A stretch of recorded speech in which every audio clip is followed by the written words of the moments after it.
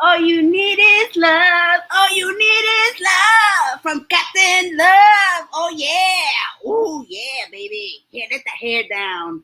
Ooh, come back for me later. Oh wait, what is she doing? What is she doing?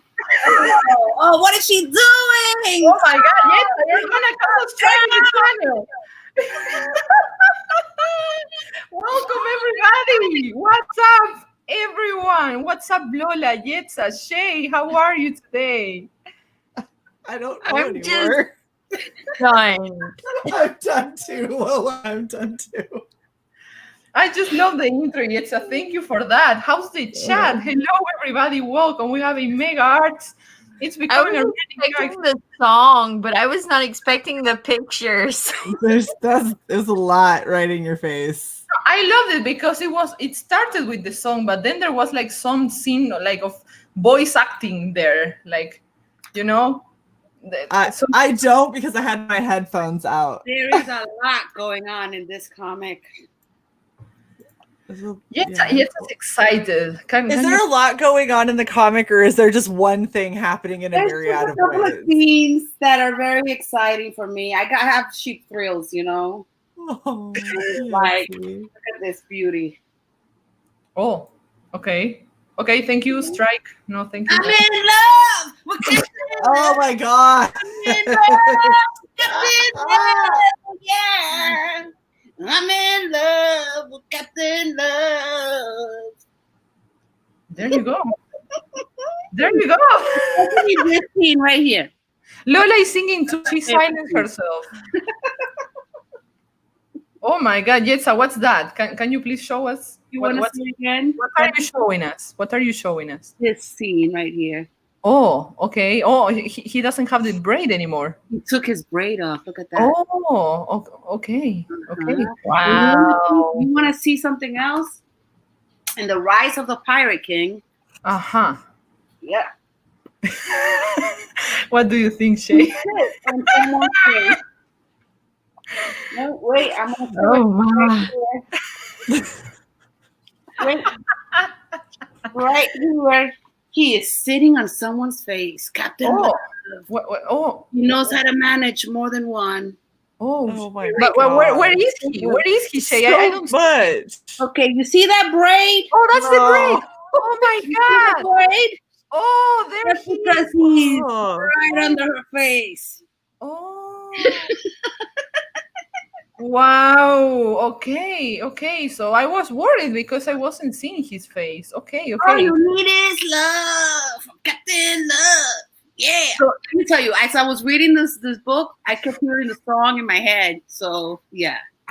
Right. Like you told me that you were reading the book and you were hearing the song. I was hearing the song and I kept and I didn't see Drew. I didn't think about Drew because this is an alternate persona. This is a different person. Like I don't see him. That is straight up Drew. That is Drew in a comic. I can't get past it. It's Drew in a not. He doesn't have a ponytail.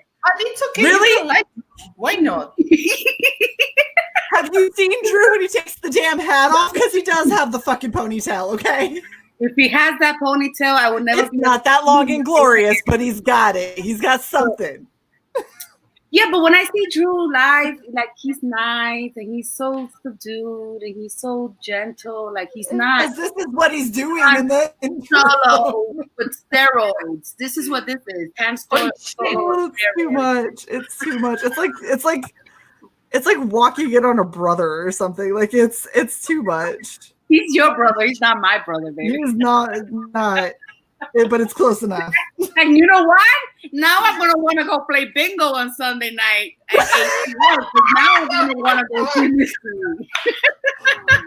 Oh my God! Just feeling the love. Just feeling the. I'm the love bomb, baby. I'm Mrs. Lady Love Bomb. I gotta give it to him. I gotta give him all the love. But Yetza, you wearing the T-shirt. Look at that! Oh, look at that! Need is love. Oh yeah. Oh my God! If I was Drew, I would clip this whole thing and use it as like advertisement for the campaign because what the hell? You know this, and this is the second time it happens. I thought of him in the song, And the first time that I have a creator in my mind as I'm reading, I got Blood Hunt, by the way. Ooh, let's see that. Beautiful book, okay? I liked it. I enjoyed it very much, but I couldn't stop thinking of Sim's voice as I was hearing the one-liners and the jokes. Oh my God. So it's the whole experience. So, yeah. So, okay. So, you know how you sometimes you like a piece because independent of its own? I don't know. I'm going to have to detach myself again and read it again because as I was reading it, I kept hearing Sim and I kept seeing him shirtless, you know? And Oh my God. I was going to ask you that. Like, is Beefcake Sim or just regular Sim? Beefcake. Beefcake Sim. Okay, okay. Oh, Good. Beefcake. Good. So you were hearing Sim's voice in your head while you were reading the comic. Yes. Like, Mm. I mean, again, I don't know if that's a good thing or not because you want to hear the character, right? You want to feel, you want to get into the character. But I just kept hearing Sims, like with the one-liner and the jokes. I was like, ha ha, Sim. I wonder if it's gonna be like a new audiobook era here in Comicsgate. I don't know, Sim, are you planning to do like an audio version of Bloodhound? Because that could be good.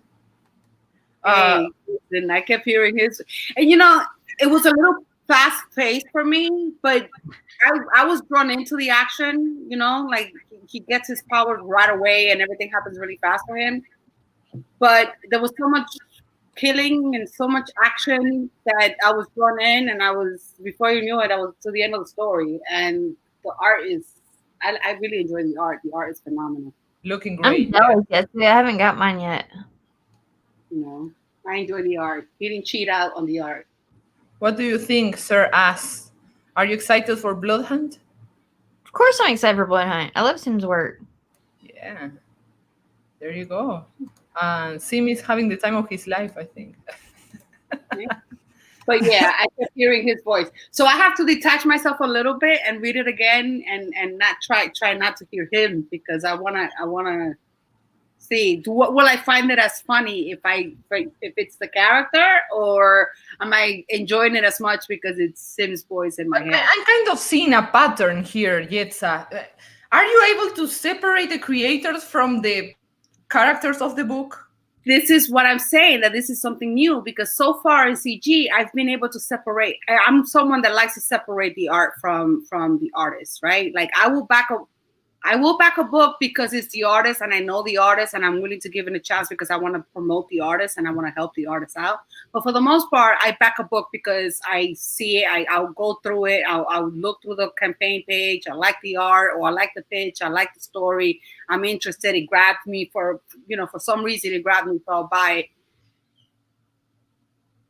But now I'm feeling like because I'm having this relationship with artists, it's like, oh, wait a minute. I don't want to be that person that just backs somebody because I am cool with the person, you know? Like I want to be able to back art because it's good art. Right. Yeah. And because I'm cool with the people, you know what I mean? So when I'm seeing the person, when I'm seeing Drew in his writing, I'm like, no way, I want to be able to find Captain Love sexy. So, Right. You don't want to find it just Drew. I don't want to put Drew in it. So don't tell me that that's Drew because then it's True. It's 1,000%. You're gonna start going to the bingos every day, you told me. I'm gonna go to the bingo and I'm gonna remind myself that that's not true. Oh, okay. So I have a question. Are you gonna listen to John's voice in your head while reading the Green Reaper? You know, let me know. Like, I have a gun. Like I can go there. That's interesting. Let me see, because that's also like, can you separate yourself as a writer from your voice? Give your character a different voice than your own. That's true. Let's see what Jetsa's head does. Let's just let it surprise us. But that's great. That's great that you are like so passionate and enjoying so much all these amazing comics with very good, responsible creators. Shay, how are you? I'm good. How are you? Are you there? I am. Are you feeling the love? Too much. Too much. can't tell if she's falling asleep on us or if she's laughing. Oh, is she blushing? No, I'm flatting. Oh, good. A very productive stream. What about Sir Ass? How are you, Sir Ass? Very good, darling. Very good. Wow. Classy Ass. Let's just say hello to the chat because I haven't been able to read these beautiful comments. We have Mega Arts. He already came from eating. He's eating like Flash so he can be here with us. So thank you, Mega. We have El Guapo. Hola, amigos. What's up, El Guapo? Welcome. Mwah. Kisses for you. Mr. Sheriff, join some of your favorite CG ladies as they discuss what draws them to comics and manga. Yeah, that's the idea. Viewer discretion is, of course, advised. Always. That's a must. Never come to a Powerpuff Girls stream and expect it to not get degenerate very quickly. There you go. For making a contribution to that. No, you're not. You're not sorry at all. This is exactly what you're here for. But you did awesome with your singing, Yetza. Like, I will hire you. Johnny says, off to a great start. See, people like it. People like it. El Guapo says they already broke shade. Yeah. And Couch says, I need to get that book. We even sell books, you know? So what's the problem here? Then we have Yetza's Twitter, so you can go stalk her in Twitter. Warpath Gaming is saying Lola must sing more. Lola's never sang before. Lola sings and mutes herself so you can't hear her, but she's actually muting her and all you need is love. All right, so in case you need more love, here you have the link. Thank you so much, Mr. Share. We have Sim. Hola, hermanas. What's up, Sim? We were just talking about Bloodhound just a second ago. We have Bread scared about what the fuck is this? And Sim is asking who's ready for Tales from the Nightmares launching on the 27th. Oh, that's cool. Oh, on the 27th, so less than 10 days. That's very, very cool. Apollo, Hell Greek Mythology. What's up, Apollo? How are you? Who can read this? Salute. Ça va, mon ami? There you go. How are you doing, my loves? I guess. Shay is saying, I didn't expect to be serenaded by Jets. That's okay. true. I did not. I did not expect it. I came into the StreamYard like 10 minutes before we went live, and all I heard for 10 fucking minutes was that song. So I better. It's okay. I love you anyway. Even if I rather sometimes watch I Yes wanna sing it than anything else in the world. So All you need is love. All you need is love. and a That's bullet. And Imega is Sorry. back. I want to know what you had for lunch, Imega. I really want to know. I'm very curious about food, you know. I'm actually hungry, so I'm just going to go straight to have lunch after I finish the show. I'm already thinking about food. So anyway, Michael Tyron says, hola, chicas. Hola, Michael. What's up? Johnny Cage says, is this the ecchi faction of Comics Gate? I would say this is just straight hentai. Ecchi, not so much, my friend. This is just hentai. You don't want to see Drew pumping hose? That's a question for Yetza. That's what it wasn't Drew, it was Captain Love, and he was debate. I'm willing to debate that. Like, I'm not sure if I can actually like separate one of the other, you know, like it's impossible. Yeah, I know. Like for me, the scene of the two ladies and the braid. Oh my god, that's so. And the braid, yeah, no, for me, the one with his hair is loose and he's behind the like. Yeah. He has her like that, and then he's grabbing her. He either looks like Drew or Fabio, and either one of those is a massive turnoff. Like, neither. Well, it seems like we don't have any kind of issues with being honest in this show. Like, no, of course, we never do. We just speak our minds, and that's why our beautiful viewers always come to listen to our shit, right? surprise. I'm flipping through the pages. He's getting his car fixed, and the next thing I know, he's at a bar crashing some heads, and then he's having a threesome. Nice. He's sitting on some broad's face. I mean, how great is that?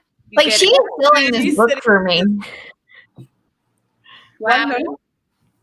I said, Isabel is selling this book for me. Oh, I'm God. telling you, you get action, you get killing, you get Drew. space, you get ass titties.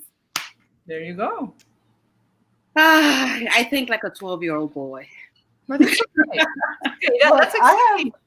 have Yes. no problem with ass titties. I have a problem with ass titties resembling people that I know in real life.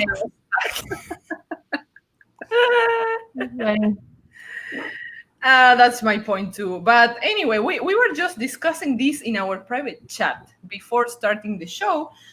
This has to do with like honesty when it comes to talk about books, right? Because this is of course an indie comic community, and of course we're all like indie creators. We are like small businesses, to call it that way, and we are all growing, right? So if anybody makes like a bad critique or something like that could hurt the image of the book or of the company or of the creators, that would definitely like hurt, of course, the sales and also hurt the growth of that small business, which is probably an important part of the livelihood of the person, or maybe like a big investment they made or something. So not many people here in Comicsgate is willing to say the truth, because like you just want to be a way of causing trouble to somebody else. But I don't know, I think it's debatable, because if nobody can say anything about any book, it will be a little boring. What do you think, ladies? I agree. I mean, I think that you can give it a positive criticism without destroying it. Constructive, claro. You could give constructive criticism. Like I have a lot of great things to say about, for instance, we're talking about Blood Hunt right now. I just got it and I just read it, so it's the most precious book on my mind. I had a lot of fun reading it. There was a lot of action. There's this vampire that it's a great idea. It's a great story. That it is set up and he's turned into a vampire. He's supposed to be dead, but instead he's turned into this vampire, and he's turned into this very powerful vampire. And he doesn't even obey the rules of vampire because he doesn't know the rules. So he starts feeding on other vampires. So he gets even more powerful and is unstoppable. For me, the story went too fast because he became unstoppable too fast, and there were not too many like Hero's journey, you mean? The arc, like his arc, he didn't change much because he was already a killer. He was an assassin and he was already a killer. So his growth there was not much, but I still have fun with him, because he, and they call him the Reaper. So it's funny because all I kept thinking was the Grim Reaper as I was reading it. They call him the Reaper. And so there were parts in the story where I wish, like maybe slow down a little bit, give me a little bit something, give me some risk, right? What does he have to lose, right? And then the only thing that he did have to lose is a twist at the end, which was okay. I like the twist at the end. That's my criticism, But other than that, I enjoy the action. I enjoy the creativity behind it. I enjoy the art flow. They didn't cheap out on the art.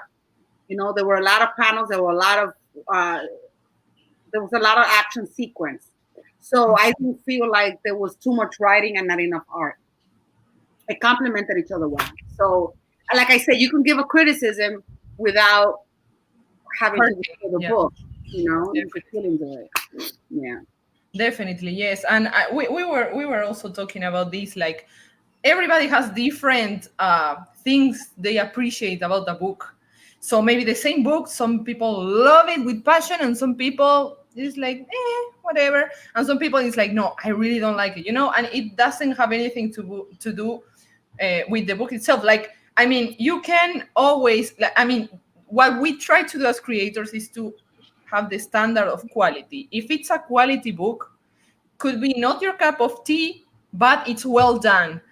For example, I always put this example with music, that my husband loves salsa, that music, Caribbean music, and I don't like it. I don't enjoy it. However, when I listen to it, I can appreciate the fact that it's well done. It's professionally done. Like it's quality content. Like I don't enjoy, because in art you have the the the technical part, the skills, and then you have the message, the emotional connection. And sometimes, like is our responsibility as creators is to have the technical part covered. Then if it doesn't connect with some people, it's okay, because it will connect with some other people. Some other people. Exactly. So your obligation You is don't just have a quality, choice. and that's all. Well, I have an example. Like I'm opening right now, right? I'm gonna give you an example of a book that normally I wouldn't have backed, but I backed it because of the artist. Okay. So I'm opening it up. The Ghostly Manor on Howley Hill. I backed it because it's Vinny's book and he's fabulous. But it's a children's book. It's not my cup of tea. Okay. It's gonna be. I'm probably gonna read it, enjoy it. It's gonna be my inner child is gonna enjoy it. Right. But it's not my to go to, right? But I backed it because I want to back the artist. Right. Yeah. Okay. And I also know that it's going to be quality work, that even though it's going to be a kiddie story, I mean, I'm guessing, I haven't read the story, right? So I shouldn't judge it. There you go. You know? Yeah. High quality work. But it's a Vinny book, and I know that if I want to continue, but you see, it's more childish. Yeah. But I know that if I want to continue having Vinny art and I want to continue having Vinny work, I have to support even this one. You know what I mean? Because this one is going to get me to the next piece. You are just reading intergalactic braided porn, and now you're reading a children's book. So that's really very. Yes. So I'm very varied in taste. You have to know when the kiddies come to visit. So here's the funny thing is I backed this too, because I missed it the first time around. But I wanted to back it initially because Vinny was working on it. And then I got to talk to Frankie. And Frankie and I, because he's on Writing Pros often, we started talking about why he wrote it the way he wrote it. And how he wrote it and what he was hoping people would get out of it. And it's beautiful. If I'm going to be honest, Vinny is the thing that got me to want to back it initially. Frankie is the one that got me excited about backing it and wanting to read it. Like I want to read it to see what Frankie's story was. But that's again, it's having that kind of context, which a lot of people don't have. I would have backed it. That's knowing the artist, right? So you back it because you know the artist and you're exactly the artist. Well, and I haven't looked at it yet. I just opened it, so I didn't even know that it was written in verse. Yeah, and that's the thing is Frankie put a lot of thought into it, and he's trying to make sure that it's like the children's books when we were kids that have, you know, stories and they have conflict and they have lessons that are learned and you get consequences and they understand the lesson by the time it's done. And that I thought was really, really good. And a lot of people think that kids' books are super easy to write because for kids. Yeah. Kids' books are some of the hardest to write because you have to try and get a kid's attention initially and then hold it for the entirety of a book. And that isn't just in image, that's also in story. So the fact that it has Frankie and Vinny on this, I think is awesome. And I think that is what made me the most excited because I get to see the brother duo. The brother duo, yes. Exactly. Yes. Definitely. That's a great point. Like children are not retarded or stupid. They are children. No. And that's like some people imply, like because it's for children, it's like, oh, they're stupid. You know? Right. So well, and the thing is there's a lot of, so I have a friend of mine that I did it was like a role-playing weekend of To Catch a Killer. So like I hung out with him for a weekend. He was the main bad guy. Like he was like the head of a cult kind of thing. And they did a human sacrifice at the end and all of that kind of shit. So like I hung out with this dude. That's where I know him from. And he randomly posted, like invited me to like one of his Facebook pages or whatever. And it was for this kid's comic. And apparently bro's been doing comics for like 2 or 3 years now.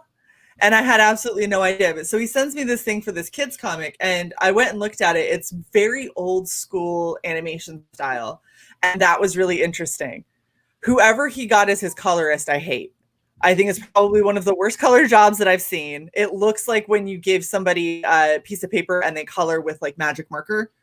Like where you can see lines and you can see like things are muddy, things don't pop and aren't vibrant. And I was like, that really sucks, because it seems like it could be a really interesting book. The whole concept is it's a black and white, two black and white characters who come from a black and white comic, who basically become self-aware that they are comic book characters, and they end up venturing into other comic books, and they find comic books of color and vibrancy and other, princes and princesses and like zoos and stuff like that. And so they're going through and traveling, and that was a really interesting concept. And when I looked at his Kickstarter page, I actually felt so bad, because I was like, it's such a good concept, and I wouldn't back it based on the color work that I'm seeing, because the quality isn't there. I don't care if it's a kid's book.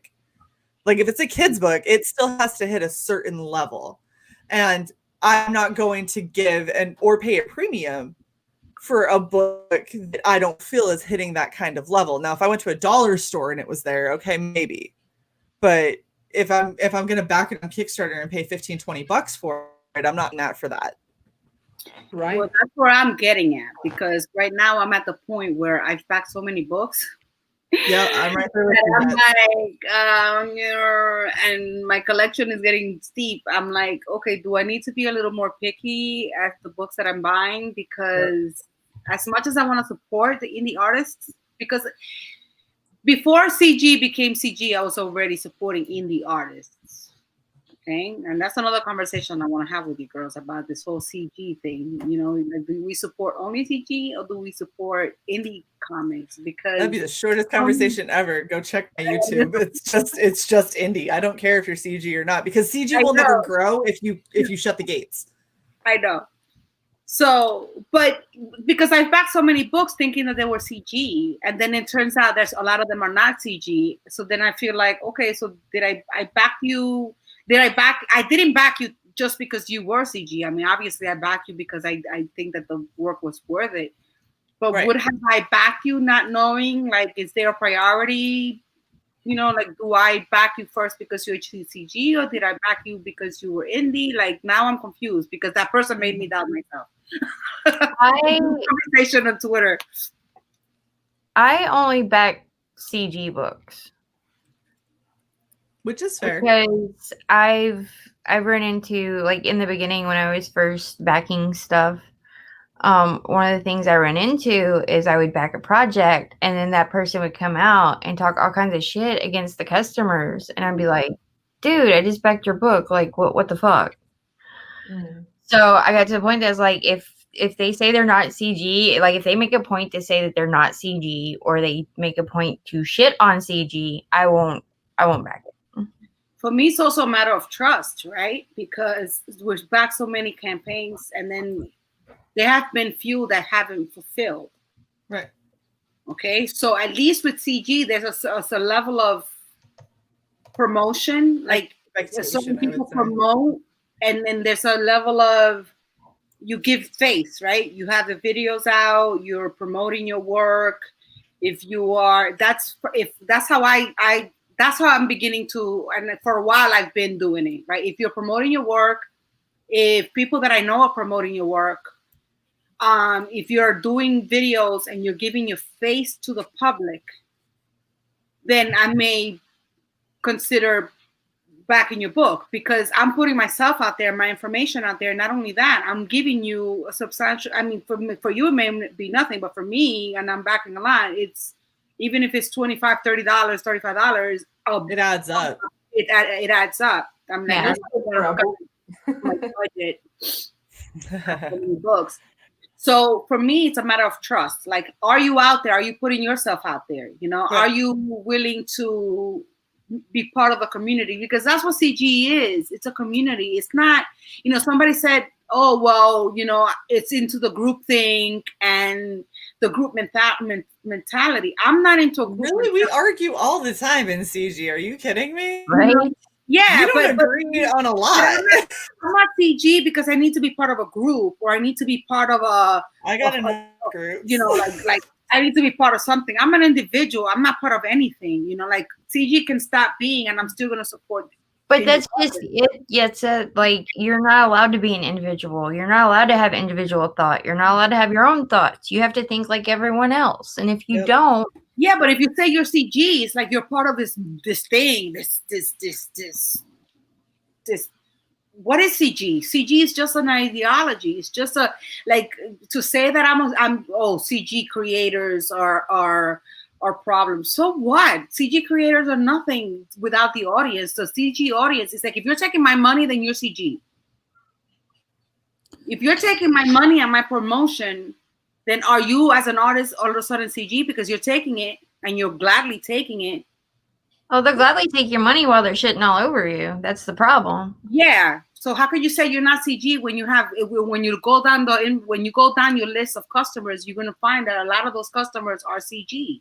Right. I think that this saying your comics gate basically is like a guarantee for both parts. I mean, it's also like the willingness of the creator to give something in return. It's not like I'm gonna take all the live streams I can get. I'm gonna take all the money and the clients and the promotion, the free promotion, because nobody has to do what they do. Nobody has to retweet you. Nobody has to nothing. So free promotion. Yeah. So you have to earn that. And how do you earn that? You have to give something in return. You have to build this relationship with the people, put your face, put your personality out there, everything out there. So, okay, this is me. I am behind this book.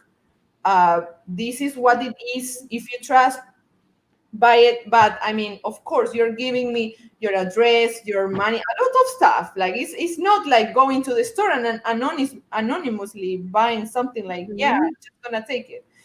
And on top of that, it's kind of overpriced for a book, which is like an investment, right? Because you are also like supporting the creator so they can continue doing this work, because of course we invest a lot, because even if we are artists ourselves, we are hiring other artists, hiring other people, because we like to network people. It's a network.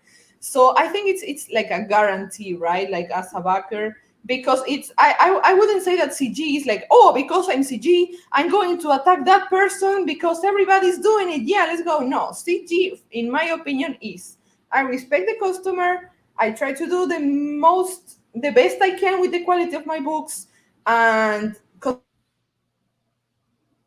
customer service. Well, thanks to the people, I can do what I do. It's not the other way around.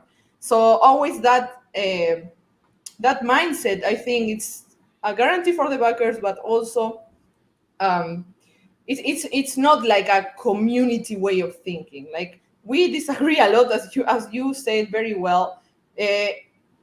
That's reality, that's life. Like that won't stop. If it stops happening, these experiments with the mouse, with mice that they do, that when they are too comfortable, they start like eating each other because they are just bored. It's natural. We cannot like demonize or satanize like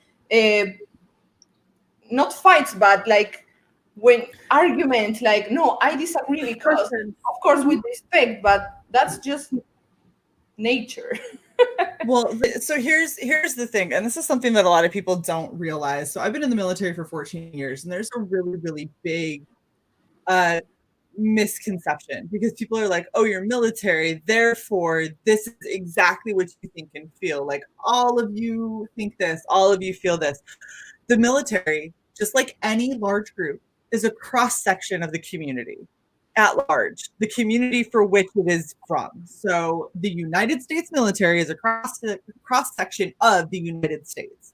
We have everything in the military. We have people that disagree in the military. We have people who have murdered people in the military. It happens. Okay? Yes, we are held to a higher standard. Yes, it is expected that you are going to behave better. However, in CG, it's the exact same thing. I expect that you're going to treat your customers well. I expect that you're going to deliver on a product. I expect that you're going to bust your ass to give me a quality product and not put out some piece of shill bullshit crap that you're just going to take everyone's money and run with. However, people still do it. You cannot hold an entire collection of people responsible for one person's actions. One person might be a piece of shit. Okay, cool. That is a reflection on that person, not a reflection on CG as a whole. Listen, if that would have been the case, I wouldn't back any books because I'm still waiting on Sovereign by Edwin Huerta. Yeah. I'm still waiting on that one. So But I would also add that as a creator, right? Okay, maybe you can shit on your backers once. You're not gonna shit on your backers twice because nobody's gonna back you. Yeah, you won't have backers. Well, it's like this. I look at CG, and even right now, just on this panel, right? We're from all parts of the world. We're from different cultures. We're from different backgrounds. And we all enjoy different things. yeah, we have What an idea, right? Yeah. We're individual people with individual thoughts and likes. That doesn't make sense. Who does that? Nobody feels that way. We all think the same. Come on. We are robots. Well, okay, perfect example. Yetz and I were getting into this when it was coming down to various books, right? So Sim's book to me was very campy, and I had a hard time getting into it. I agree. I think it went way too fast. I think that he went from nothing to bam, super killer, way too quick. I would have liked to see that stretch out a little bit more. I also think that the twist at the end happened very abruptly. I know. Everything. I feel like everything in Sim's book was and it was the second you have a moment to take a breath, you have a brick wall slapped in your face. It's not, you didn't hit a brick wall, it hit you. That's how quick this came. Right. It was like if you could get if you were in one of those games of the things that turn around and every time you try to get up, it knocks you down. Yes. It was basically it was action packed, and it was right. And so and that's the thing is I like action. I love action packed stuff. It's my favorite genre of movie. It's my favorite kind of things to read. I feel like this for me it didn't feel action packed as it felt just too quick. Yeah, it was just too quick. I didn't get a chance to enjoy a lot of the cool panels because there were just so many back to back. So quickly with them, yes. And it got very overwhelming. And I'm never getting past Drew as Captain Love. I'm never gonna get past it. Talking and hearing you, I know exactly what you're talking about, and I can understand what you're saying. When we were texting it was like we were going back and forth, but it's it sounds like we're disagreeing, and it's like maybe we're not, because I can see I know exactly what you mean with the pacing. But I could be okay with it for a moment. Like I said, I need to read it again so I could not hear his voice, because I was having a different experience when I was reading it. Right. Well, and that's the thing is when I'm picking up a book and I'm reading it, I tend to be hypercritical because A, I write, and B, I edit, and I do that in the Air Force. I do that. And so I'm always hyper analytical and hypercritical. So when I get something and it's supposed to be just a fun book that isn't necessarily hitting all of the main parts and things aren't fully fleshed out, and it's literally just, you're reading it for fun. You're not reading it for a earth-shattering experience kind of thing. Yes, Johnny, exactly. So I have a hard time when a book is for fun, not nitpicking it apart. And so that for certain writers, certain storytelling, certain art forms, that's going to come across to me, and I'm going to be like, it was okay, but it wasn't great. And then there's other books that I've read and things that I've gotten previews on that I can't talk about that I'm like, holy fuck, this is going to be so good. One that I can talk about. Have you guys read Adam Lawson's The Eighth? So he's got his first two digital that have come out while he's working on the The Eighth. The Eighth. Oh, uh-huh. The Eighth. Yeah, it's good. Sure. So Is it only available on digital?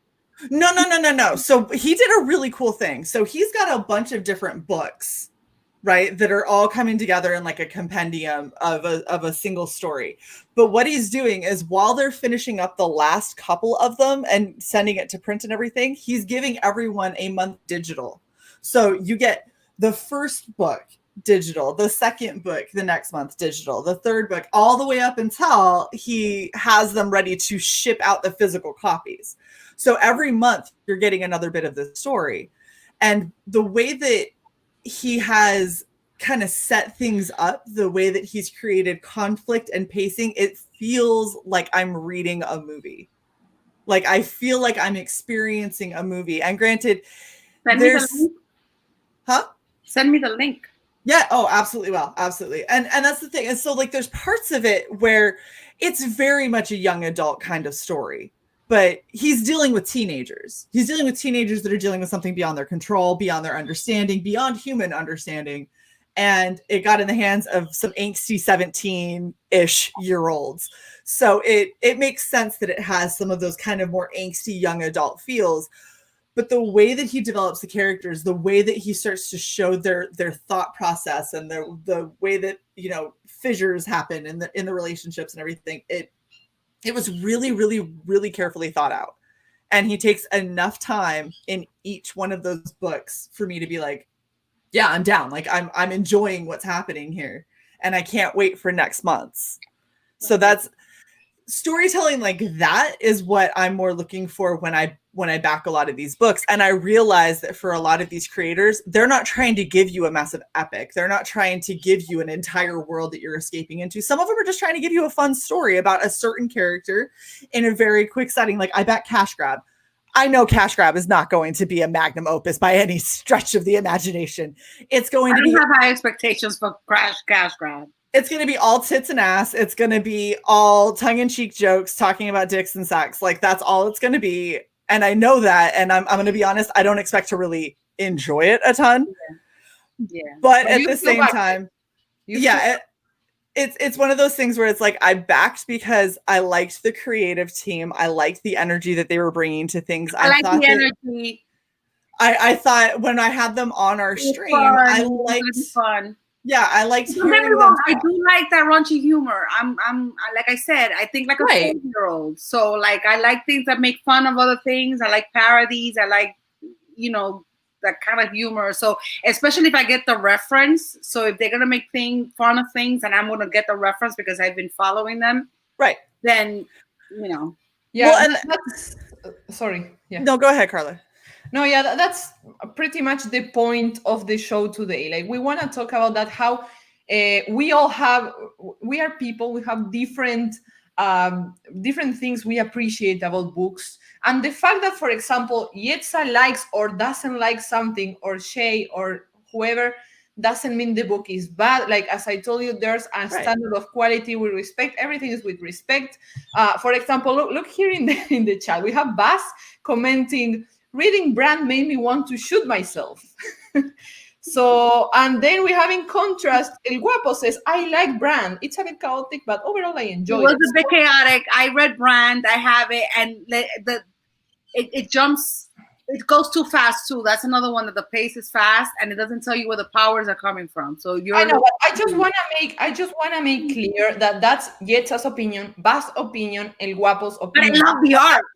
That doesn't mean the book is bad. That doesn't, like, the book is definitely a quality book. But some people will enjoy it and some people not, because some people prefer like a very good, accurate pacing for the story. Some other people just want to see like bloodbaths and fights and stuff. So they are willing to like forgive in a sense the perfect pacing because they are waiting for the action. Like, it depends on the person. So if you're a creator and maybe you hear something you don't like, please don't take it personally. It's just everybody's different opinion, right? And it doesn't matter what genre you're working with.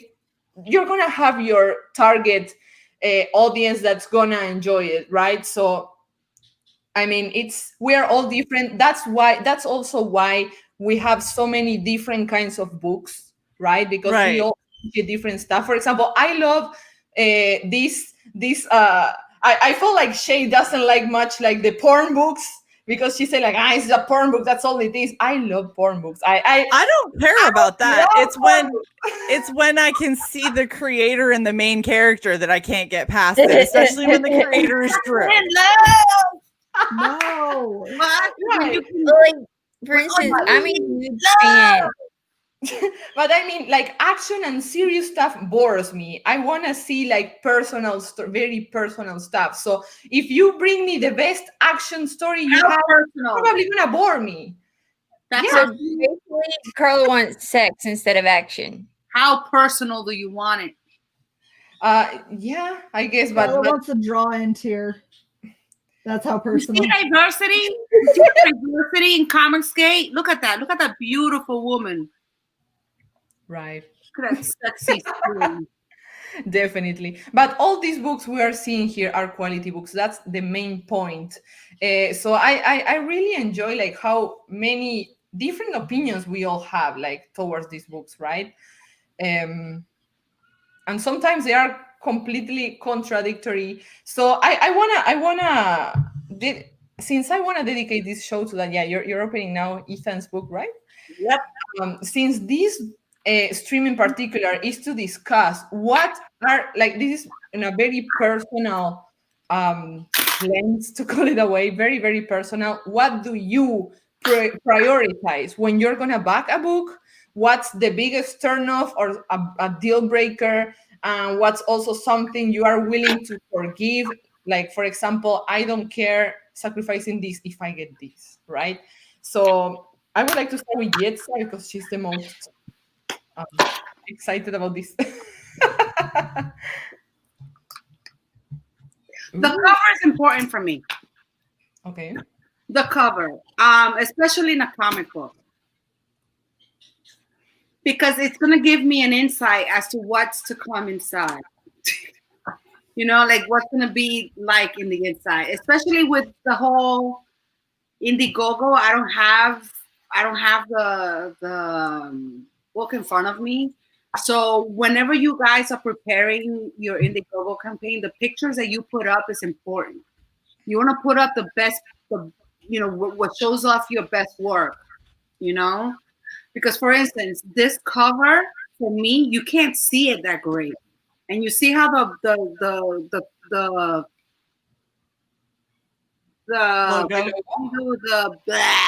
Logo. text is very small. You can't really see the cover.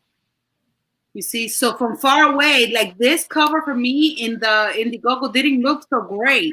It looks a lot better in person than it does on the campaign because it's a little dark. You know, actually here Yeah. it's beautiful because you could see a lot. You see the bodies, and you get to see a better image. But for me, that's important. Like even you, Carla, there are some pages on your campaign that are beautiful, but they're all the way at the bottom of the campaign, and then the first picture you see is like you understand that the first thing that you see when you see the campaign, it's like that's important. That's gonna call people over. I could use some more improvement in my layouts. Yeah, definitely. No, like because when you scroll down, there's some fantastic artwork that it's being lost because it's all the way at the bottom of your page. Yeah. You know, and it's like the pitch and those pictures are very important because how you present your story and and that video, the trailers, those are the three things that I look at. And like we as creators appreciate this so much. Like maybe it's not like, oh, you're so amazing. Like I love your art. Everything's so perfect. Oh my God. No, I want to hear these because this will actually help me to improve. Like I realize what you're telling me, I realized on my own at the end of the campaign. Maybe if I heard it like when I just started, I would be like, but she's right. And that's gonna make everything improve. You learn. But this is what the thing, like people can't get upset when they get criticism because you learn. And and then it's funny because as you get to know, as I'm getting more comfortable, right, with everyone in the community, I'm beginning to be more vocal. But it should be that everyone should be able to express themselves without feeling that you're offending other people because it's through the feedback that you're gonna grow. Same, this was his first book, I believe, right? Mm-hmm.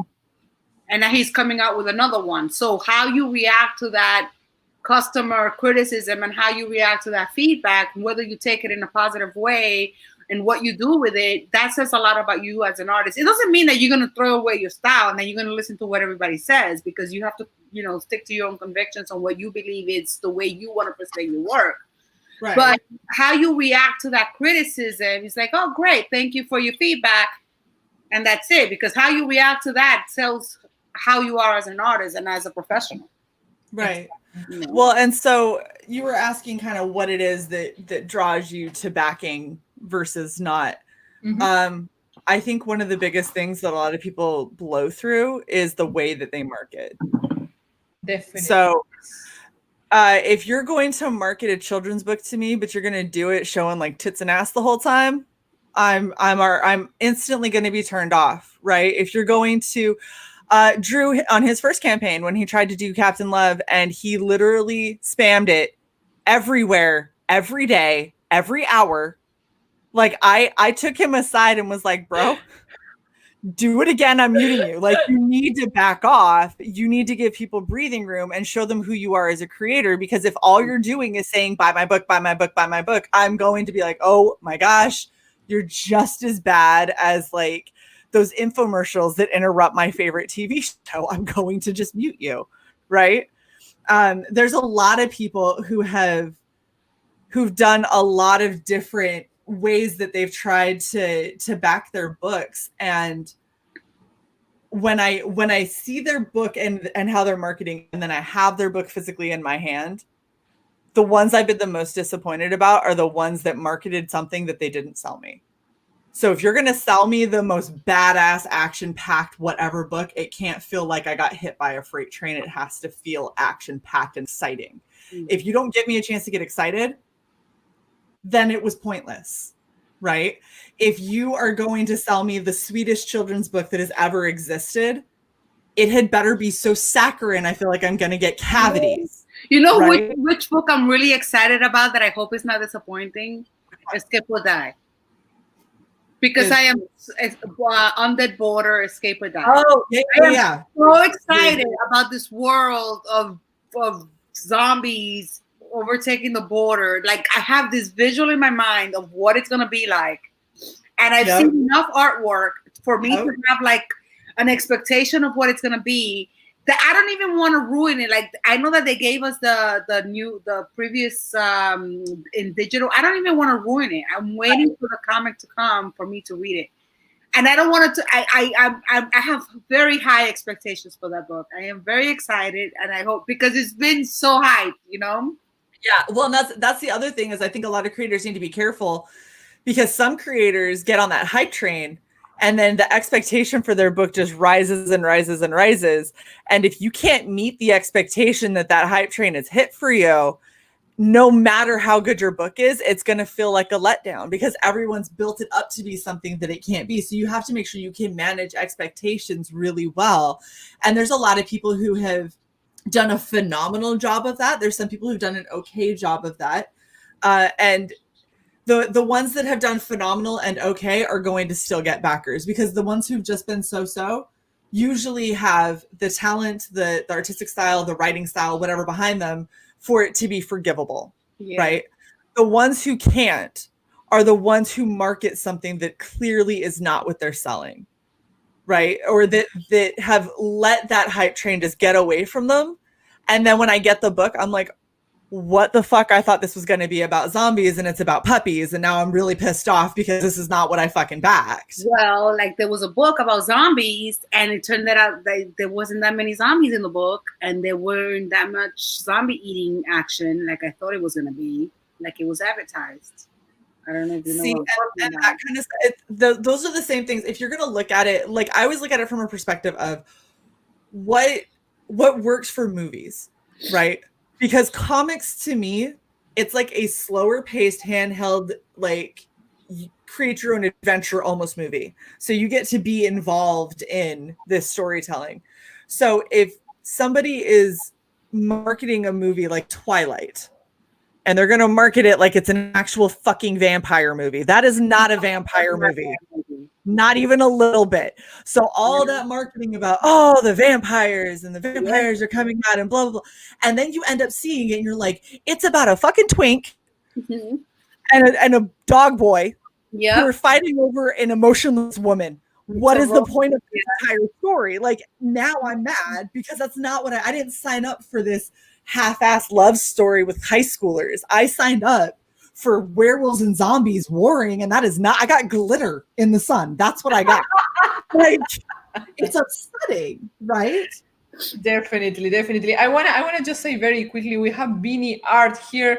Only 15 copies left of Ghostly Manor. Brother, please watch the replay because we were talking about you and your brothers, your actual biological brothers' work in the beginning of the stream. So please check it out. Yeta is super excited about it. We also have Sandstorm here, Edge of Annihilation. Please check it out. I want to answer this comment from El Guapo saying, I think Alice daydreaming of lunch again. A little bit, maybe. But no, yeah, like what she is saying is a really good point. I completely agree with her. Like, I think that's something that it's like the Achilles, I don't know how the expression is. Achilles heel.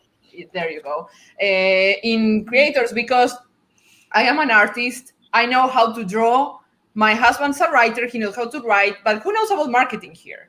Like companies, like we're all like used to. No, fuck you. Fuck you. That's why people come to me. Let me make my point, okay? That's why people come to me, because marketing is hard. Okay, exactly. That's what I'm trying to say. Like, marketing is a whole skill itself.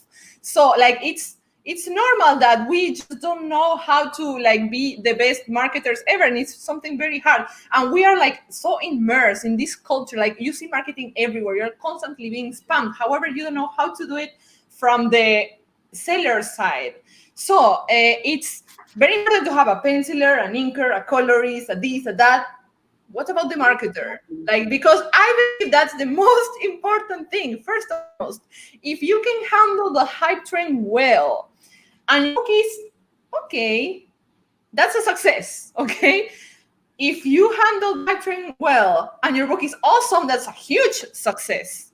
But if you never get people hyped about your book, you can have the best book ever with the best creator ever, and you're just putting the energy in a place you shouldn't be putting that much energy. You should be like balancing different stuff, because that's not gonna make your campaign successful. It's just not. I see a lot of like people misunderstanding how to handle the campaigns. This is called crowdfunding, okay? If it's crowdfunding, the crowd part should be crucial, okay? Because there's so many people also complaining like, okay, this product isn't that good. Why is this kicking my campaign's ass? That's all marketing, baby. That's marketing, baby. It is.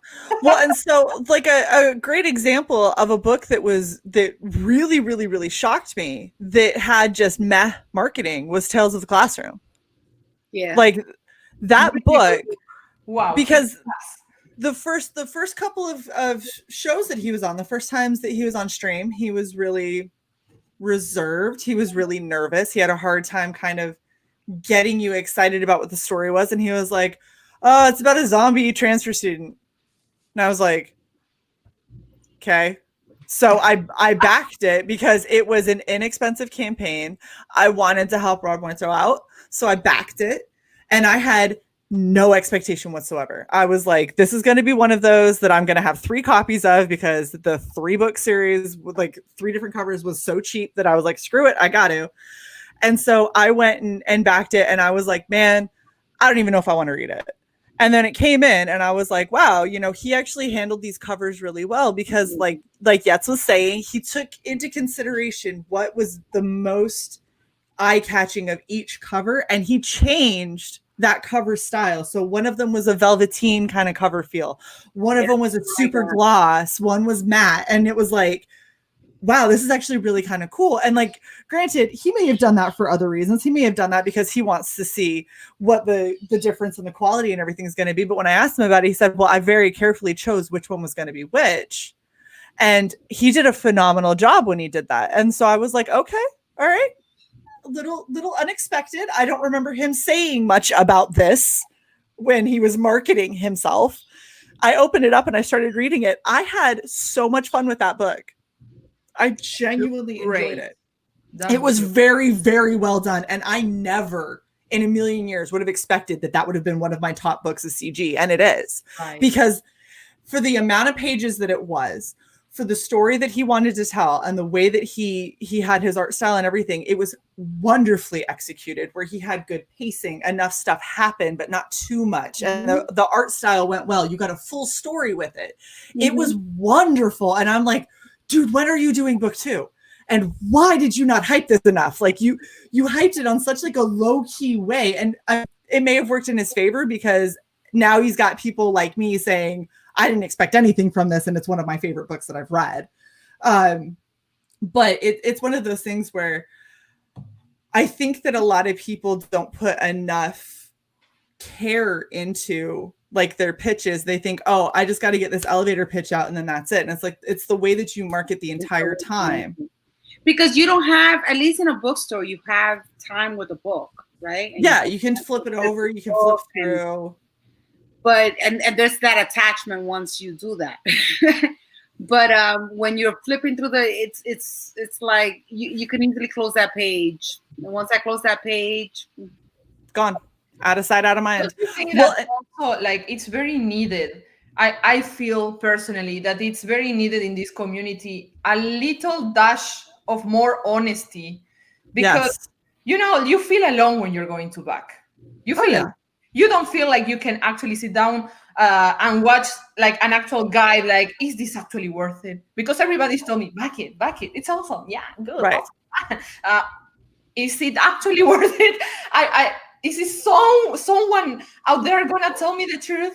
But that's why those videos are important. Like when I watch Shay's videos, when the artists go, like when you talk to the artist caller, when the artists go on those videos, is important, because you get to have a little bit of insight as to what they're thinking, what's in their mind, what's their philosophy, what the book is about. You get to ask questions. You get to, even like sometimes I'm not interacting, but I'm listening. I'm in there. I'm watching. But some people don't have the time and patience to do that. Some people just want to buy quick. And so but I mean my process. In terms of my process, like if for me, like I'm beginning to get more picky, like I said, with the book. So what helps me a lot to pick the books that I want to back is that connection. So watching the videos when they go live streaming with other people, it I'm not saying that an artist should dedicate all their time to YouTube, because I prefer for them to be, drawing.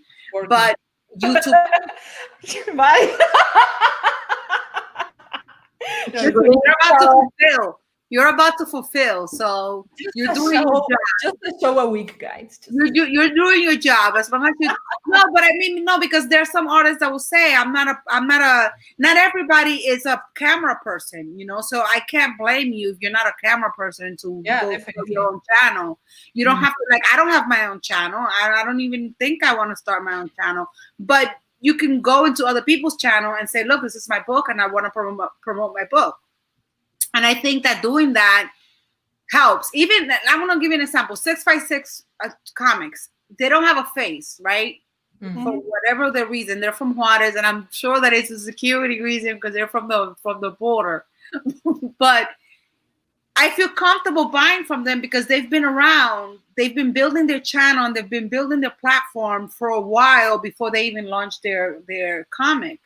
So I feel like there's already been a connection with them. So even though they don't have a face to their name, I feel like they've been, they picked up that oar and they've been working hard enough to at least get me to back them and to get me excited for their project, for exactly. Also like the books, I always put this example in my mind, because I see so many artists and also writers so frustrated, like my book is done by this famous artist that he makes very badass art and is doing as well as it should, but actually you don't have a machine that you scan all the pages of the book and it's like, oh yeah, you got a 10 in this, a 10 in that. No, we are humans, we are people, we need to connect. That's what you're trying to say, right?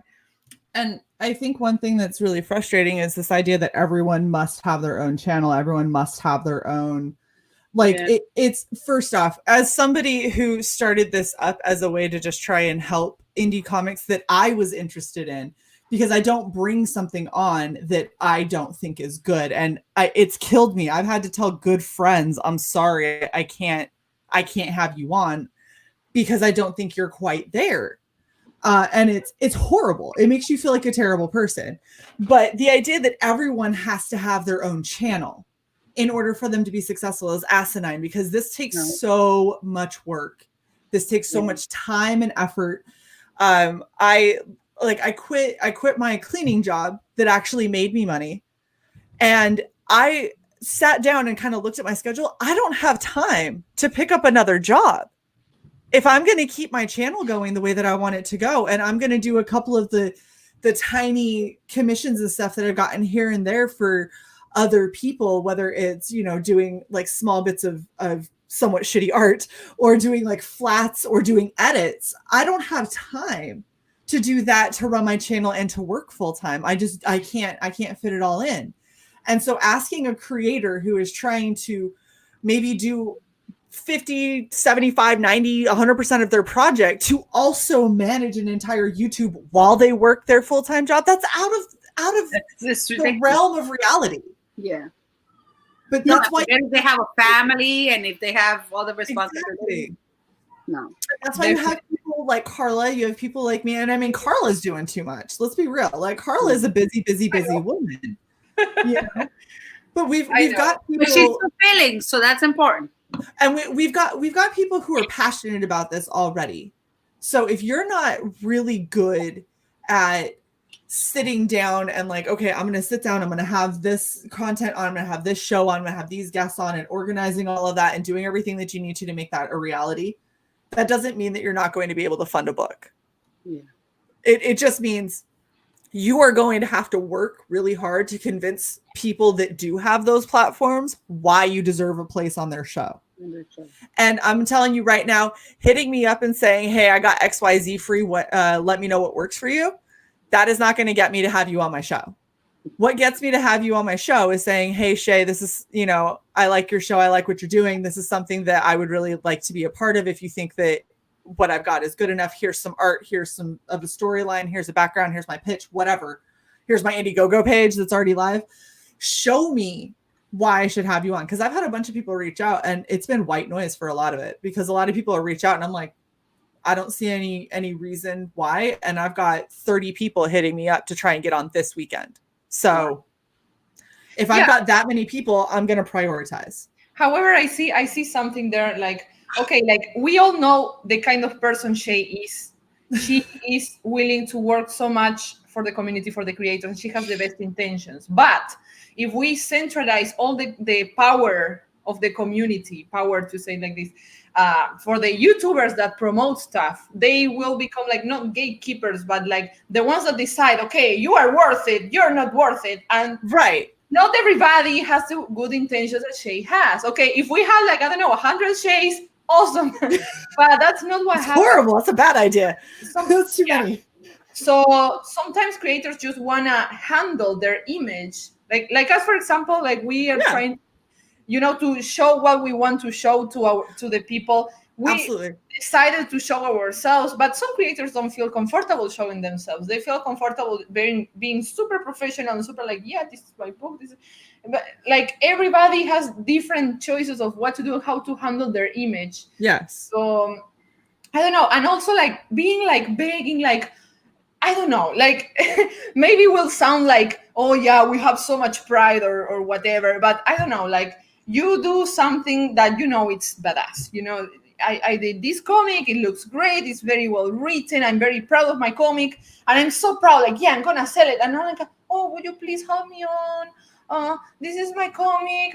You're so awesome, I like your hair. Will you have me on? Like, no, that it shouldn't be like that. Like, we shouldn't be like begging to the YouTubers. No. Like, so here's the thing though, is I'm not saying no one should have their own YouTube channels if they're putting out a book. That is not what I'm saying at all. What I'm saying is, just like you said, Carla, manage your brand. understand what you've got going on, understand who your target market is, and then find them, seek them out. Whether it is, I'm going to create a YouTube channel that will attract them to me, or I'm going to go to an established YouTube channel and I'm going to try and be in that chat and I'm going to try and talk with these people more. And I'm going to see if I can get on this show or that show. You need to find your market and find your brand and decide what that's going to be. And then you need to manage it. Do not rely on anyone else to ever manage your own brand. No, Because what is exactly, going to happen? Your brand is not going to be your brand anymore. It's going to be whatever that person's interpretation of it was. If you aren't I active. know, but if you don't have your own YouTube channel, how are you gonna handle that? Like, how are you gonna manage that? How are you gonna, like, you're a guest. Like when you go to somebody else's stream, you're a guest. Yep. So it's like when you go to somebody else's house, you're like, you sit in the table like, oh, thank you so much. I love this bread. Maybe you don't like, but you're trying to be polite. Right. So then that's when you need to realize what are your sticking points and what aren't. So if somebody were to come on Mike Bancroft's show, right? And they're talking or whatever, and somebody jumps in and says, oh, so your book is essentially blah, blah, blah. And it's not at all what their book is. That should be a sticking point for you. That's when you stand up for yourself and say, actually, my book, thank you for bringing it up, is actually about blah, blah, blah, blah, blah, blah. You set the record straight at every turn. You don't let other people control the narrative because that's your brand. That's your baby. Mm-hmm. If you look at the various shows, because there's the thing, though, that when you're in somebody else's show, sometimes people feel like they feel beholden to that other person. Then nut up. And then, but nut up. That's the thing that's the risk that you run. When you cannot put your own show, you have to either put up with other people's nonsense, or you have to, like you said, nut up and be strong enough to be able to stand for yourself. Because not everyone can do a YouTube channel. Right. But if you're that person that you cannot do a YouTube channel, that you're gonna have to grow the balls or grow the ovaries. strategic whatever to be able to make it out in a world where you're in somebody else's show and that you are picking up for yourself and then you're speaking for yourself. You also need to be selective. And you have to be selective, because there's a lot of shows. I've seen people in other people's show where the host is like ridiculing the person and they don't say anything because they're a guest in the show. And I'm like, why are you letting them talk to you like that? Right. No, and that's the thing is you should never just, I'm going to go on whatever show will have me. That is not always the best idea. If you're going to go on whatever show that will have you, you need to know that you're going to be comfortable enough in standing up for your brand and your product and what you want to put out there, that if it starts to go awry, somebody starts to twist some kind of a narrative while you're there, or somebody starts to shit on you, that you're going to stand up for yourself. At all, if they have you on. No, but that's what I'm saying is, like, if you're going to just say, I will go on whatever show, then you should know what those shows are like before you ever get there. Because if somebody's coming to Red Valkyrie, I've had people that came to Red Valkyrie and they're like, who else is on? And I said, it's just you. And they're like, oh, I had no idea. I was like, we're going to talk for a minimum of 30 minutes about your project. So this is up to you to sell us on why we should back your book. And but I've had people so much stuff that you have to do that no one tells you to do, or that, like so many like unsaid, invisible rules, not rules, but like, it's so much harder than it already is. Like, it already is super hard to do. That's why this isn't for everyone. No. And that's why people need to realize that it's not just because you want it and just because you might have the drive for it doesn't mean that you're going to be successful in it. Exactly. There's a lot that you have to do. And part of it is this. But listen, it's like opening up a business, right? You want to be a cook and you open up. I had a boyfriend once, right? And he, excellent cook, excellent chef, and he wanted to open up a restaurant. He opens up a restaurant, and then all this other shit comes up, right? All these violations, and the fire department comes in, and the city comes in and gives all this. It's like opening up a restaurant. It's not just about the food. No. Writing a comic is not just about the comics. Writing a book is not just about the book. We just lost Lola. I love you, Lola. And somebody just said, point of view on this, and woof, swish. I know. I wanted to hear it too. Yeah, she was so silent. Well, when she comes back, we're gonna ask her directly. I just want to take a quick second here. I want to share something real quick. Wait a second. Yeah. Please subscribe to my channel. That's all I want to say. I just put the link here. I'm basically, Red Valkyrie is the next promo. Wait, here. Manga Kaman blogs. Yeah, this is what I do. I'm doing daily blogs. I'm also doing some manga tutorial series. If you are interested in manga, please check it out. That's my very quick promo here. Also, please subscribe for more Shay. That's a tongue twister. In the comic interviews in cosplay and writing pro, subscribe to Real Valkyrie. There we have the link. Okay, so yeah. Whew, Oh, she's in the chat. Her oh, internet dropped. stupid internet. Okay, Lola, we want to hear your opinion too. So basically, to summarize this, Yetza said a couple of points she values what, and Shay basically said it's all marketing, right? It's not all marketing, but marketing is a huge part of it. So there's the way that something's marketed is what, when I'm on the fence about something, what is going to push me one way or the other. So I've backed books that I've loved the art and had no idea about the story or if I was even going to like it. But I was like, the art is good enough that I'm happy to pay the money. Worst case scenario, I got a pretty art book, right? There's some people that I've read a lot of the stuff that they've written. I've seen, stuff in DMs and things like that of some of their work and some representation. I've been like, the art style is not really my thing, but I really like where you're going with this. And there's sometimes where I'm just shooting blind and saying, I'm just praying that this is going to be good because you seem like a good person. And so I've thrown money at stuff and I've backed stuff that I will not back book 2, book 3, because I didn't enjoy it enough to pay that much of a premium.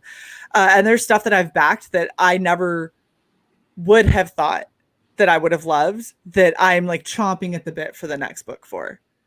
And there's a couple of things where I'm still giving them another chance or two to see how I feel about it. I want to know what's a deal breaker for Yetza.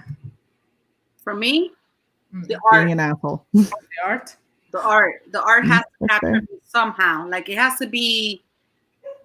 It doesn't have to be super like, because I would like, I don't know, ¿cómo te explico? I love like different kinds of art. Like I love The Last Samurai, and if you see the art there, it's very different from like a Vinny art. Like the artwork is very different. The art has to speak to me. It has to speak to me. So if I don't get enough art samples in the campaign, I'm very reluctant to back it. That's fair. I need to see the art. Lola is saying my stupid internet connection sucks today. I'm watching on my phone. Okay, Lola, then if you cannot reconnect back, please write in the chat. Let us know your opinion because you have been so quiet. We need to know your opinion, please. Yeah, like I don't know. I hear you, ladies, and I can agree with you to a certain extent. However, like my personal point of view here in comics, like as you know, I'm not a comic reader. I don't know shit about comics. I always tell, I'm so sorry to disappoint. I don't know shit about comics. I am a manga artist. I come from manga background and I love manga, right? So what I am used to read and enjoy, I don't find it in Comicsgate. Okay, yeah. I know you're gonna tell me, yeah, you have Xenotype, you have Knuckle Maiden Bomb, Battle Maiden Knuckle Bomb. There you go. It's always so hard for me. I wanted to see if you would get it. Yeah, I know. But the fact that it is manga doesn't mean that's my type of manga, right? As I told you, I'm very into like very porn kind of manga. I enjoy that. Wait, double. It's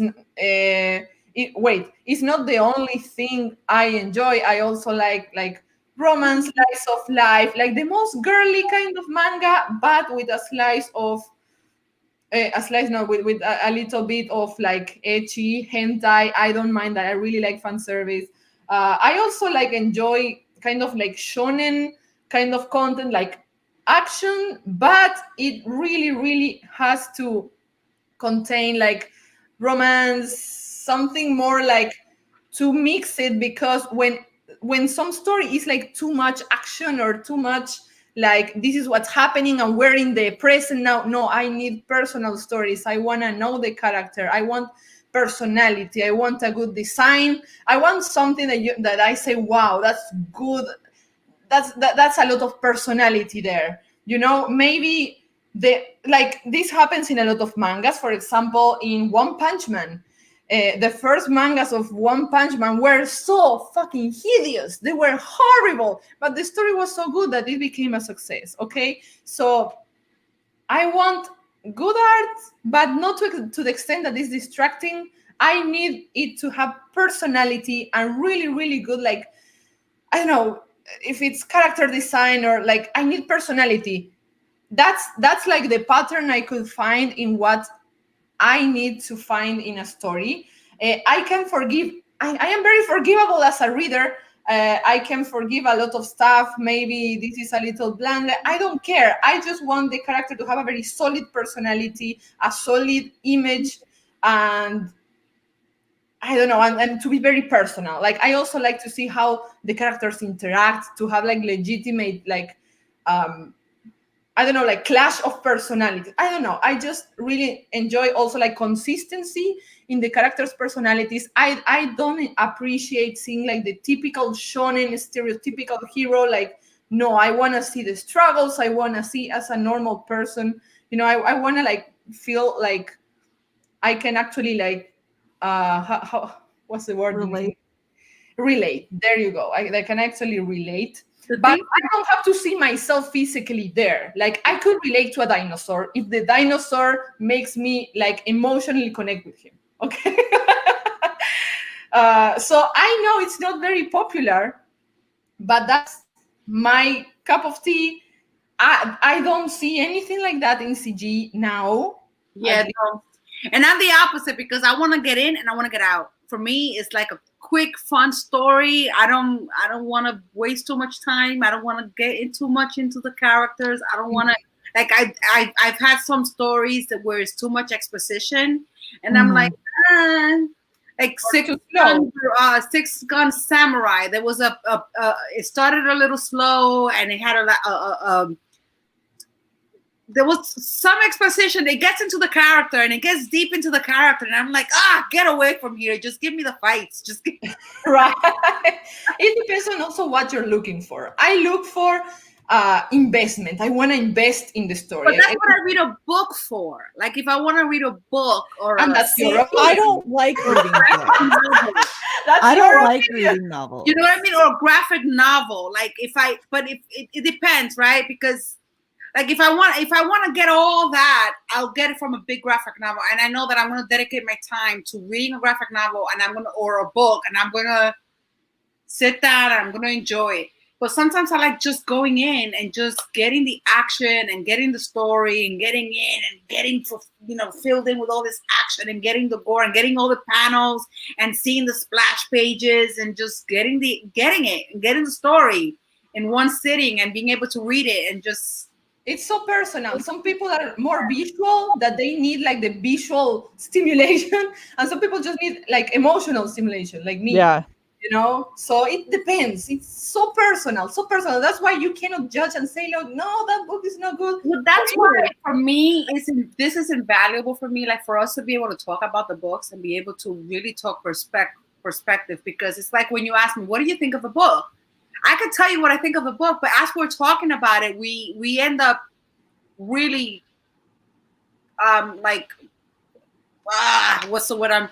we end up digesting the different perspectives, and we end up agreeing or disagreeing, and we end up talking about it, and we end up saying, well, if you look at it this way, this is how I was looking at it when I was reading it, and then maybe you could see my perspective and you can understand why I saw the way I saw it.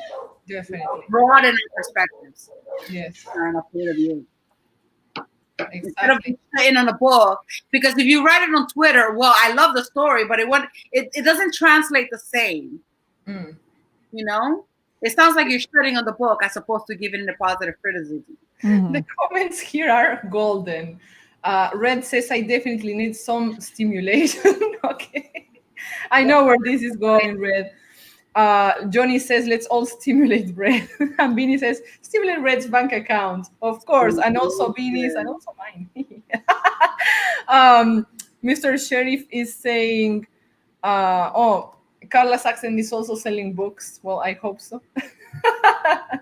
And then he's basically bullying me. Gotta have that investment.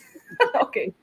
Anyway, yeah, I think this is something that I don't know if I hear much out there. If people really like talk about, I think it also depends a lot, like in the kind of perspective you put it into, because this can very easily be mistaken into just being harsh and criticizing creators and making it personal. No, not at all. We're just trying to get to the bottom of stuff and like try to actually understand, to actually be a better community, be better creators, also understand, because there's like these two sides, right? Like the backers and the creators, and we need to like be on the same page. And we as creators always like push ourselves to like, I want to be better, but what's better? Is more better? Is more money better? Is more quality better? What's more of what? I would say, like, in conclusion, like for me, the marketing thing we were talking with Shay, like that's crucial. That's something we all should put more attention to.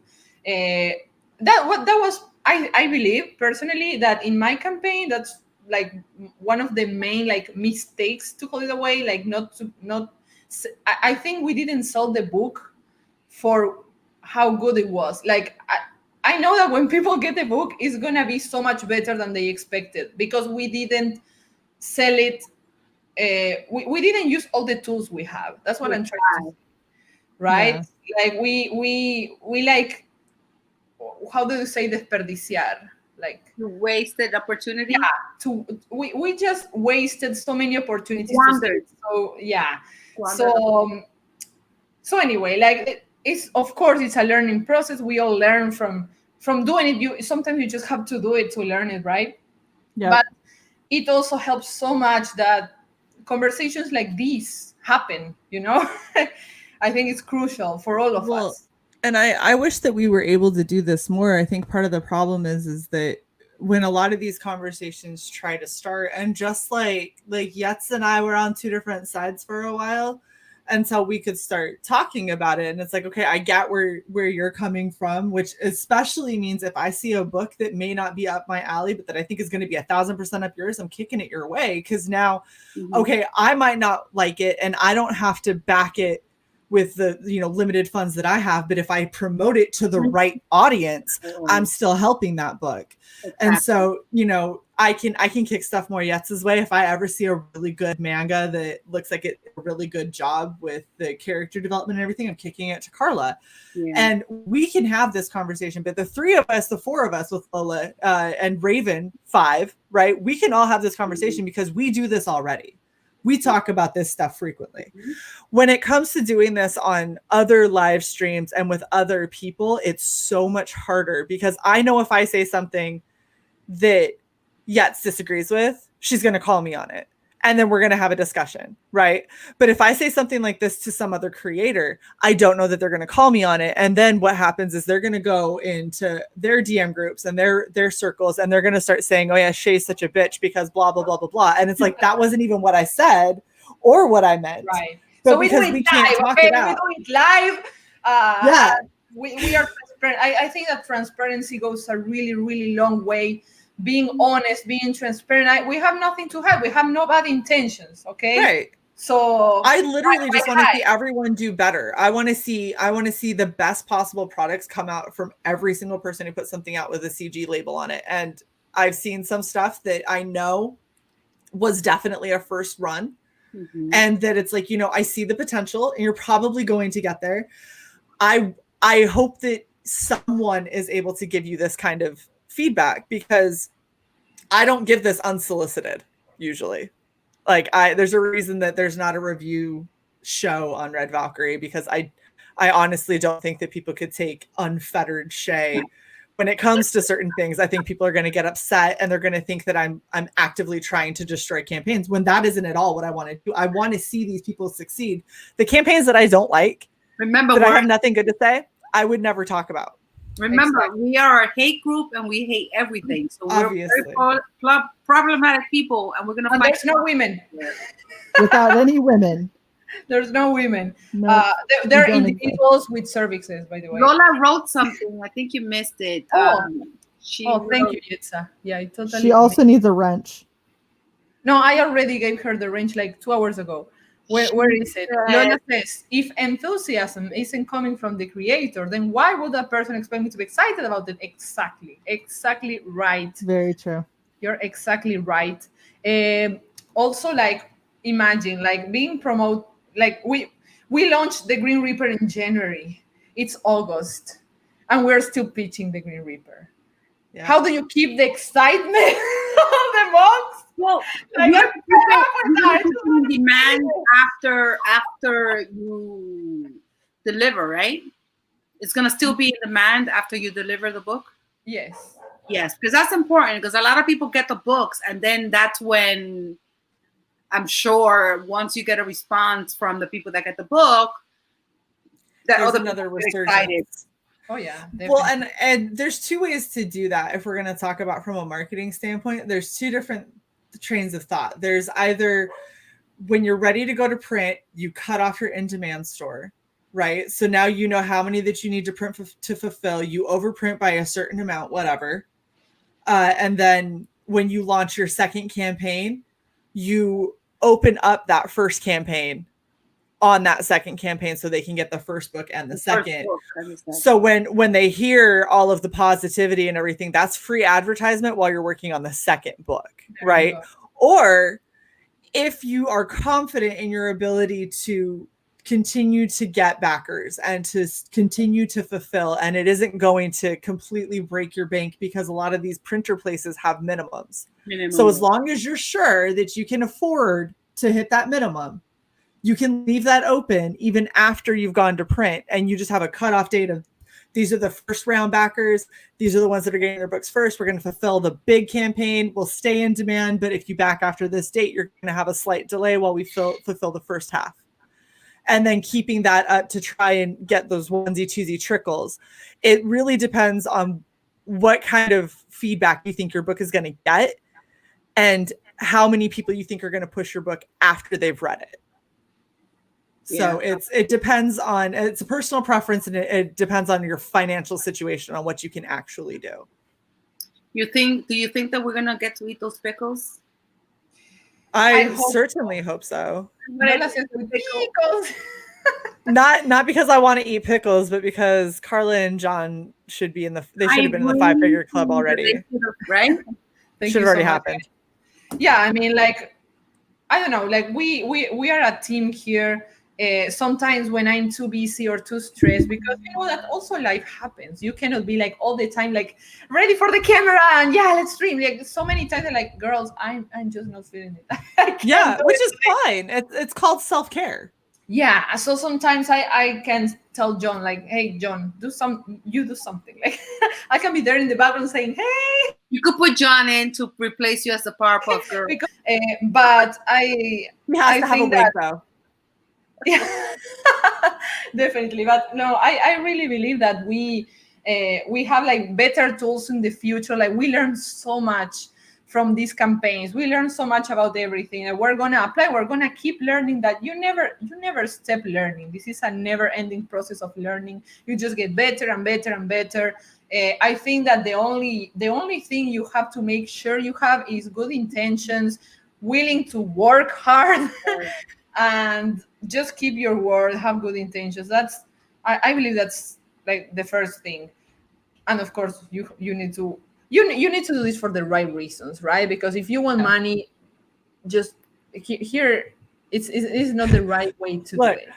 Look, I'm monetized, and I can tell you right now, first off, I don't know if anybody knows this, when you get monetized, that's like 3 to 4 months before you see anything, to include super chat. So like, yeah, first off, don't do this shit for the money, because it's not for the money, man. It really isn't.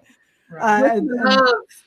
It's like for the love of the game, man. There's a lot that goes into this, and there's a lot of sleepless nights, and there's a lot of stress. There's a lot of, long hours sitting in an uncomfortable chair. Like there's a lot that goes into this shit, but if it's worth it, it doesn't feel like work. It doesn't feel like sacrifice. If it starts to feel like it's just straight up work and sacrifice, this probably isn't for you. Definitely. No, and also like as a creator, at least like you see the response, like how people react to what you do, to what you say. And for me, that's what keeps me going so much. Like the Yep. chat here, I love you guys.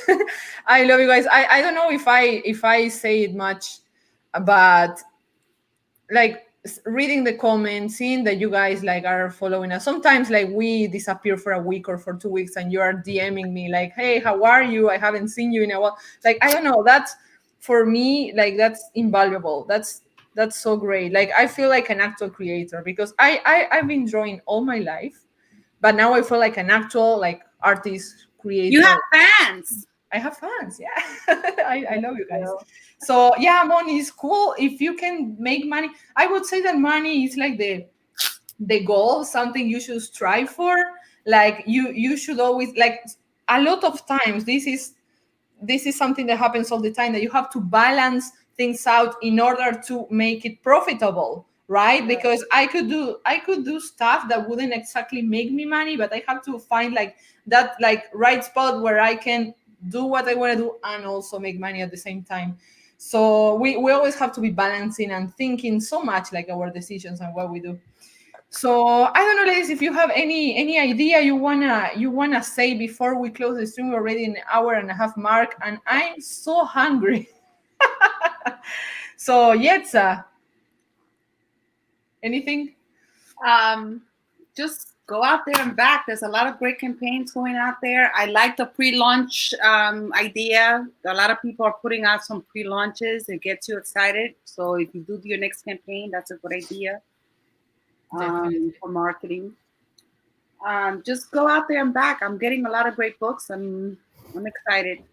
Follow me on Twitter, Jezebel. I mean M, because I don't use my last name on Twitter. Follow Yetzabel on Twitter, please. I think we have the link here in the chat. The beautiful moderators are doing it. Thank you so much to Mr. Sheriff and everybody who's sharing links. Thank you so much. Shay? Yeah, I agree. Definitely go and check out a lot of the campaigns and stuff that are out there. Follow people like Tompa. You got Tompa, you got Frog G, you got Justin Dutton. They're bringing a lot of campaigns that otherwise would go completely unnoticed by this circle to light. And no, they're not all CG. And if you're into CG only, then that's something that you definitely should look into. But yeah, go check out a lot of what's out there. There's a lot of really good stuff coming up. There's some really interesting looking projects and some really cool shit that's happening around all around the indie community. And since Lola isn't here, go check out Red Gaze on his channel and check out Lola and Gaze in Gazing to the Abyss. That I think it's tonight at midnight Eastern, if I'm correct. Fairly certain it is. I always forget. I'm sorry, guys. But yeah, go check out Gaze's channel. He's awesome. And if you feel like it, come check out Red Valkyrie. Awesome.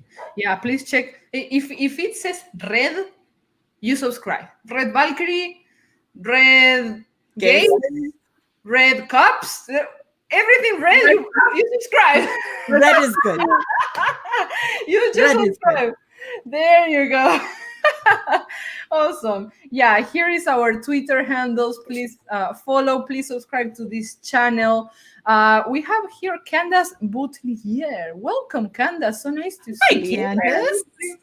Kiss to you. I love that little avatar picture. Good hell. I know. I'm that red. Color matches the hair, the lipstick. Right? That's good. That's some good makeup, girl. I'm a little sad you came at the end of the show, but you can always watch the replay. You're very, very welcome here. Thank you for coming by. Also, I want to say that, I want to address Spell Rider's tweet, what the hell? Back Sandstorm, at least give it a look. Yeah, definitely give it a look to Sandstorm. I've been working a lot in pieces for Sandstorm, in the Visual Companion. Also has great artists like Beanie, like Narwhal, like Sim, like there's so many, like Imamir, there's so many really, really good artists there. It's one of the first novels. If it's not the first, it's one of the first novels here in CG. So please check it out. Lola says, "I love my Powerpuff Girls. We love you so much." Lola. We love you so much, Lola. Sorry that your internet sucks. Definitely. Please subscribe to this channel. Also subscribe to Vinny Art if you have the chance. Right? Vinny tried to say that he's also one of the reds because his face gets red when he's angry. Exactly. That's why. Red Cup review. Check it out. See if it's red. You just subscribe.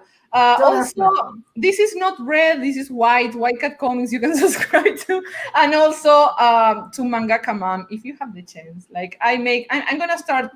I already started, by the way, all the manga tutorials.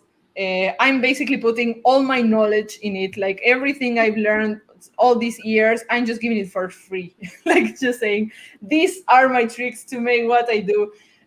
So yeah.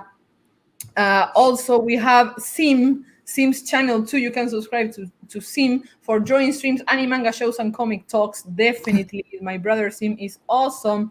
Check out Michael Bancroft as well. Look, you have all these list of YouTube.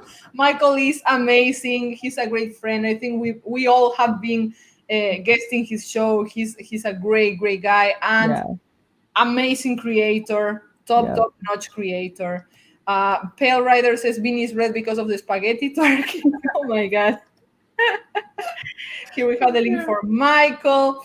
Daniel says Mangaka Mom is the best. Thank you so much, Daniel. You're so awesome and so supportive. Yeah, I want to say thank you so much for the chat, for everything. Being there, promoting, retweeting, always having our backs. Like, we have no words to describe how cool you are, how amazing you are. Thank you so much with my heart. And also to my beautiful ladies, Lola, Yetza, and Shay. I love you, ladies. Thank you for doing this show with me. You are so special. So in this note, I want to say thank you. I'm going to eat now. Love you all.